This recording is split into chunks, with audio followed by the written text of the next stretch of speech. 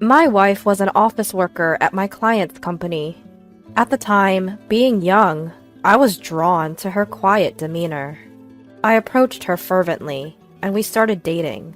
2 years later, I went to her parents' home to seek their approval for our marriage. There, her father unexpectedly suggested that we live with them. Originally from a rural island, I moved to the city for college and fell in love with a small town during my studies.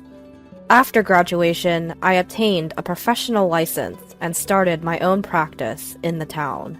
Believing that it's essential to be part of the community, I actively participated in the local homeowners association, night paroles, local festivals, and other events. This helped me build a network of trust and, as a result, secure a steady income. It was only because my earning had become stable that I could muster the courage to marry my wife. Therefore, even though my in-laws' place is only an hour and a half away by train, I couldn't leave here, where I was working. Despite explaining this multiple times, my father-in-law persistently pushed us to move in with them. Being a former civil servant, he started saying that he could use his connections to help me find a job. Although I appreciated the offer, I wanted to prioritize taking care of my current clients. I insisted on this for several hours. Finally, I disclosed my current income to my father-in-law and explained that without the relationships I had built so far, I wouldn't be where I am today. And if I were able to expand my business in the future and establish it in their area, I wouldn't mind moving in. Eventually, my father-in-law grudgingly agreed. During this whole discussion, everyone except my father-in-law was as silent as the air. No one interrupted the conversation, and my mother-in-law brought tea a few times. My sister-in-law was there at first, but had to leave midway due to work. After getting married, for convenience, I bought a condo near the station, about a 20-minute walk away from my office. My wife, whom we'll call Emily, said she wanted to continue working, and stayed as an office worker. However, after about a year, she suddenly quit her job to get her own professional license, saying she wanted to help me with my business. The exam was tough, but I could see her determination, and I thought it would be better if we could do it as a couple, so I agreed and let her attend a vocational school. However, she almost abandoned household chores while she was studying. Although I let that slide, our relationship temporarily turned tense. Within less than a year, Emily struggled to keep up with her classes and became a stay-at-home wife. She seemed calmer than when she was studying, and our relationship became better again. At one point, I thought it was a marital crisis, so I expressed my love for Emily even more and worked harder.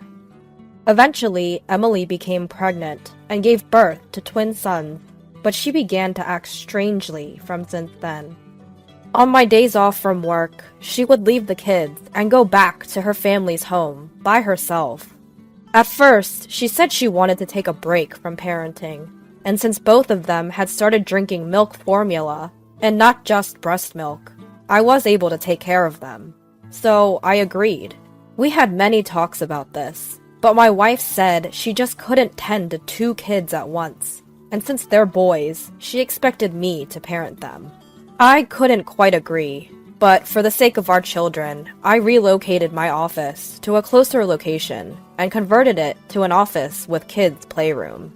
We've been visiting my in-laws about once a month, but the last time we went to, my in-laws just wouldn't let us leave.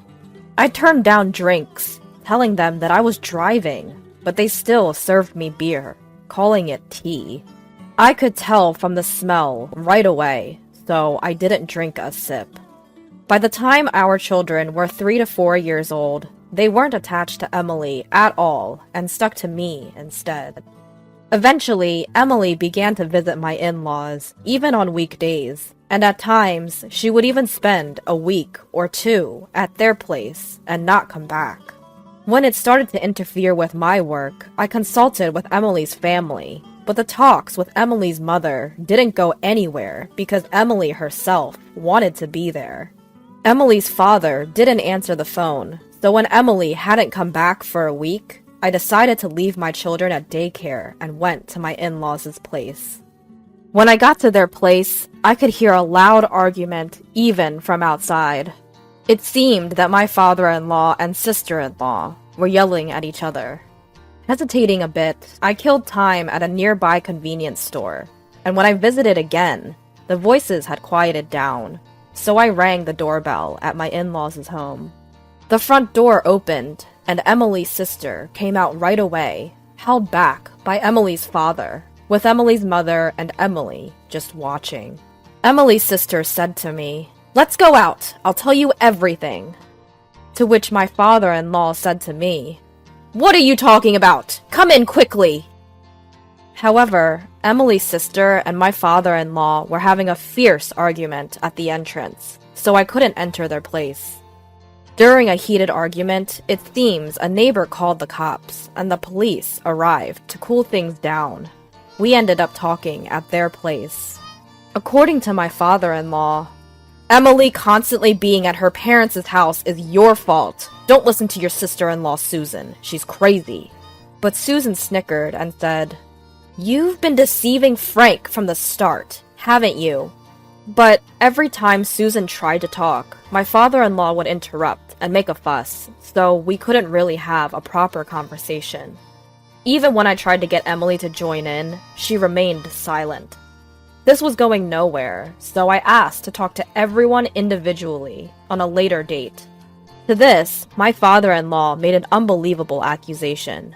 "You're planning to have an affair with Susan, aren't you?" Upon hearing this, Susan stood up and said, "Fine, that's enough. I'm leaving this house. Be prepared to cut ties with me." Then she walked out of the room.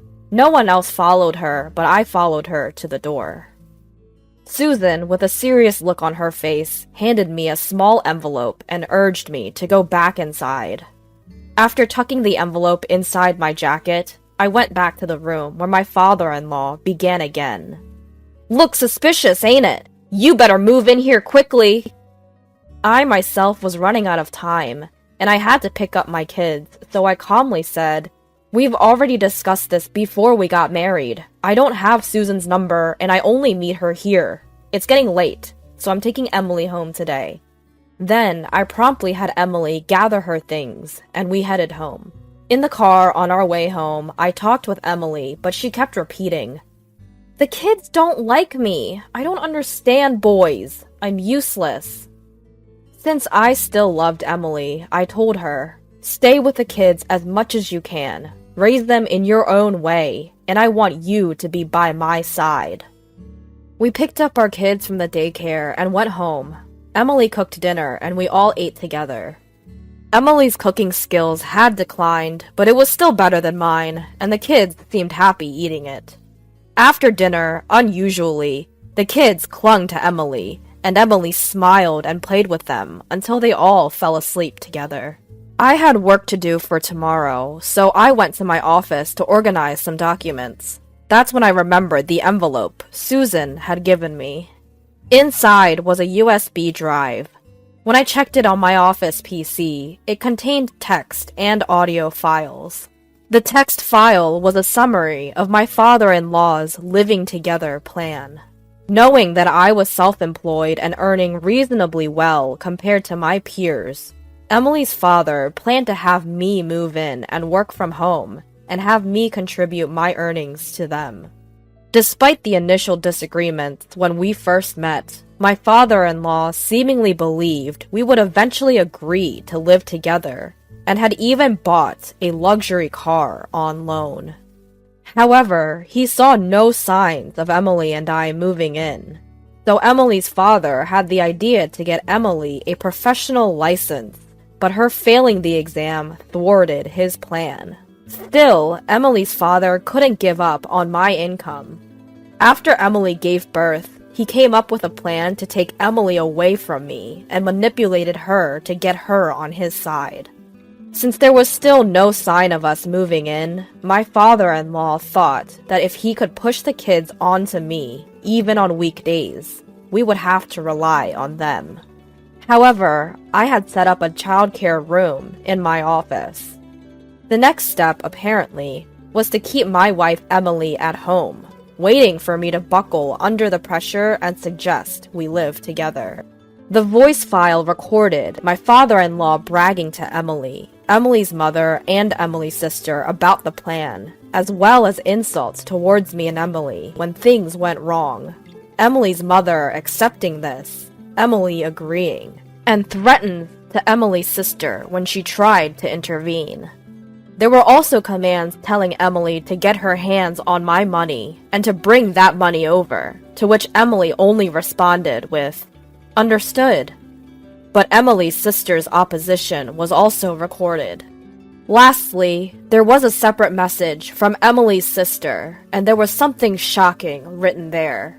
Apparently, in that house, if they stood up against their father, he would punish them by starvation and economic abuse. Emily's sister often stood up to such a father, and every time she did, she received unthinkable harassment, such as being denied meals and not being given lunch money. Emily, who grew up seeing this, obediently obeyed her father. To stand up to her father, Emily's sister had been learning judo from the upper grades of elementary school. Of course, Emily's father didn't provide the money, but because she was good at it, a police officer relative allowed her to go to the police station dojo. When Emily's sister was in her first year of high school, she was almost assaulted by Emily's father, of course, in a sexual way. But Emily's sister, who had been training, fended off Emily's father, and it seems there was never another attack after that. However, the way Emily's father looked at and behaved towards Emily was strange, so Emily's sister suggested Emily learn judo as well, but Emily gave up as her parents were against it. After graduating high school, Emily's sister got a job and saved as much money as possible. The plan was to eventually take Emily and run away from their parents' house. But Emily, who was raised too obediently, didn't know how to stand up for herself. I have a feeling Emily's been assaulted by my father-in-law when she was in high school, but there's no evidence. When Susan was at home, Emily would cling to her. So when Emily one day told her sister that she had someone she liked and had been asked out, Susan was truly surprised. At first, Susan would secretly watch them on dates. If he turned out to be a weird guy, she was ready to rescue Emily right away. When my father-in-law proposed the cohabitation plan, she thought I would be alright because I had strongly refused. But after seeing Emily's father's obsession, Emily's sister thought it would be best to leave some evidence for the future. Now, Emily might be assaulted by our father, Susan felt, and she wants me to help Emily as soon as possible. She is sure she can protect herself, so she only wants me to worry about Emily. If I still couldn't trust her, she had written instructions to call her work number from a public phone using an alias. Although I did trust her, I had some questions and needed to confirm a few things, so I called a few days later. Susan provided a few more details. The reason she told me to call from a public phone with an alias was because she suspected there might already be a wiretap in the office. The alias was also taken into account in case I didn't call from a public phone. And then I was told to take a moment, gather my thoughts, and get back in touch once I was ready. Emily stopped mentioning wanting to go back to her parents' home and started staying at our place. We started having little conversations, gradually, bit by bit. A week after the upheaval, I came home to find Emily and our sons genuinely laughing together. It was the first time I'd seen a smile on Emily's face. I couldn't help but burst into tears. That night, Emily made a confession. She opened up about her past, her inability to defy her father, how her sister had always been there to protect her, and the times she was assaulted. Her sister shielded her whenever she was around, but her father took advantage of the times when she wasn't. She had believed that she couldn't defy her father. She was scared of men, but strangely enough, I was an exception. When I confessed my feelings to her, she was genuinely happy, albeit with complex emotions. But with the support of Emily's sister, she was truly happy to be in a relationship. Around that time, her father was often out of town due to work, so there were fewer opportunities for him to assault her. However, when his assignment ended and he returned home, it was pure terror for Emily. When I proposed to her during this time, she felt like she had no choice but to cling to me. She was taken aback when her father suggested that we live together during our first meeting, but she decided to follow me when I strongly objected. Our marriage was a bliss, until her father insisted that she get a certification. He even threatened to reveal her past to me if she didn't comply. She had no choice but to comply, so she tried her best, but it wasn't enough. Still, she was relieved that she didn't have to go back to her parents' home. Life with me was simply delightful. She was genuinely happy when she became pregnant and we had twins. Initially, Emily's father seemed fond of his grandchildren, which put us at ease. We thought he had changed. But Emily's father hadn't changed after all. He began to separate Emily from me and our children. She was yelled at, threatened, and forced to return every weekend. Eventually, Susan moved back to her parents' home, probably to protect Emily. Then, Emily was told to abandon childcare and household chores on weekdays and dump the kids on me. As she obeyed from being threatened as usual, I set up a daycare room in my office. She said she had never felt such despair, even though she blamed herself. To her, it seemed as if even I was trying to distance myself from her children. And then one day, my father-in-law assaulted her. Despite placing a large package in front of the door and doing her best to defend, it was in vain. Just when she was about to give up, Susan, who had sensed something was wrong, entered the room. From then on, my wife had Susan stay in the same room, and she somehow managed to protect herself. The day I went to the scene of a quarrel between my father-in-law and Susan, it seemed her sister was urging her father to release Emily already. Of course, her father got angry, and a fight ensued. And then I showed up. When we got home that day, she was overwhelmed with my accepting kindness, and at the same time sensed that I had heard something from Susan. She was grateful to be accepted for who she is, and for our sons who always enjoyed the meals she cooked. Many times, she found herself crying in secret. She sincerely wished to always stay here. We spent all night talking and crying together. When our boys woke up the next morning, they seemed shocked, saying, "Dad, don't bully Mom!" Emily started crying all over again, and I joined her. Our sons didn't understand and ended up crying too. We explained that we weren't fighting, but we were just deeply moved. We took the day off work that day and spent a relaxing time as a family. Then I made up my mind and contacted Susan. Surprisingly, all I had to do afterward was leave everything to her. She had not only learned about my father-in-law's unreasonable plans to live with us, but also had evidence of his embezzlement at work. She reported it, and he was arrested. It was reported in the local section of the national newspapers, which eventually led to Emily's parents getting divorced. Thanks to the lawyer that Susan hired, Emily's mother got a hefty amount of alimony and went back to her hometown. Emily's father did not go to prison, but lost everything. At first, he tried to rely on relatives, but nobody would help him when he demanded assistance with his condescending attitude. As a result, he seems to have retreated to some rural area. After that, Emily, the kids, and I lived peacefully. I think we were a very close-knit family, but unfortunately, our happiness only lasted a few years. Emily passed away in an accident.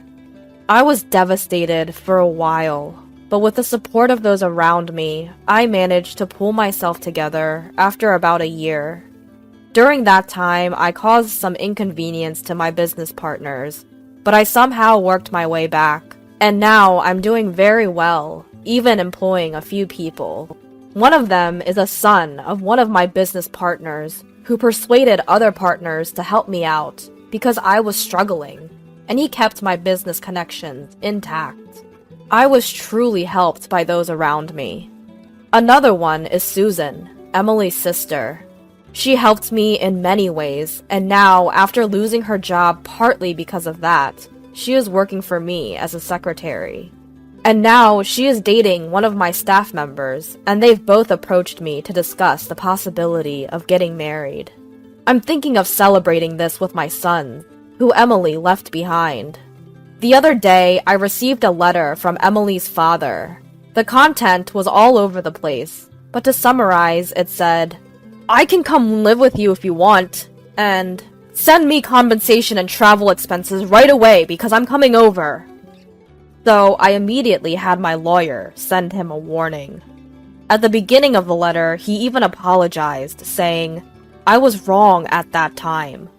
But he always sends a letter around the anniversary of Emily's death, saying, "It's been a long time now, so the statute of limitations must have expired, right?" He's probably still aiming for my earning. I'm aware that he's in a tough situation and is ostracized by his neighbors because of his bragging. Once our sons grow old enough, I think it's time to settle this myself. Of course, I won't break the law, but I need to show him a further taste of hell. Until then, every time I remember this man, I'm fueled to work harder and get a greater revenge at him.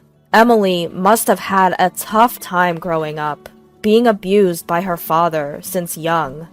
Despite having her sister and me to protect her, the fact that she couldn't escape from her father's control might suggest that she was practically brainwashed. Sadly, she passed away early, but I believe that she had a happy time in her last few years, as she was able to decisively break away from her father and live peacefully with our children.